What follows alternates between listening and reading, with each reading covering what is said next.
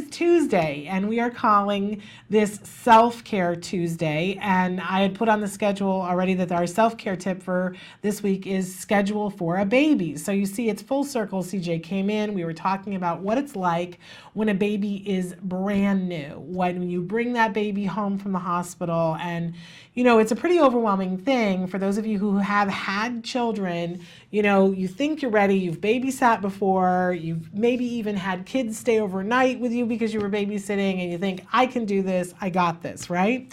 And then they hand you a life form and they go, okay, take it home, and you have this moment of realization of, okay, this is for a life. This is not a weekend, and I'm responsible for this life. And you are so consumed with, I must do everything for this baby. It takes you a little while, but you build your schedule around the baby. And you begin to notice, like, you know, it may be that in the first couple of years, even because there's a learning curve to it, that you maybe, you know, there's some time when you don't pack something to eat for the baby and you get caught out someplace, and then suddenly it's like, well, I got to feed this baby. Because what happens when the baby doesn't get fed? They cry, and sometimes they get inconsolable. So we learn that I must stay on a schedule. I think it's so fascinating to watch young parents where they're like, oh, it's all, you know, happy, free form, we're single, we can do whatever. You know, we have jobs, so we go to bed eventually, but, you know, our lives are our lives. And then baby comes along, and what happens? Things get regimented. Well, we have to eat breakfast at a certain time, we get up at a certain time, we eat lunch at a certain time, we eat dinner at a certain time. There's no more having dinner at 9:30 at night, right? Because you can't with a kid. Because what happens? You get the child upset, and then your life is miserable. So the child's behavior teaches us to be more on a schedule.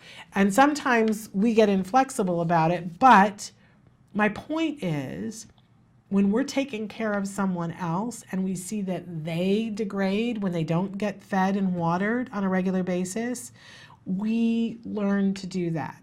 Somehow, probably in teenage years and college years, there is a disconnect. And sometimes for women, there's a disconnect when we have our kids, where we take all of that self-knowledge and we put it on our children, and we don't feed ourselves. If I had a nickel for every time that myself or another mom, I've heard them say, it's 3 o'clock and I haven't had lunch yet, right? Have we not all done that? Can we all admit that we have done that? Let's stop for a second and imagine that we have a child of any age. Any age. They could be a 6-month-old, they could be a 16-year-old. And what will happen if we wait to feed them until 3 o'clock? Will we have a happy child? No. I think we're all abundantly clear on that, right? So we would never do that. We wouldn't. So why do we think that it is okay to do that to ourselves? This is where self-care begins.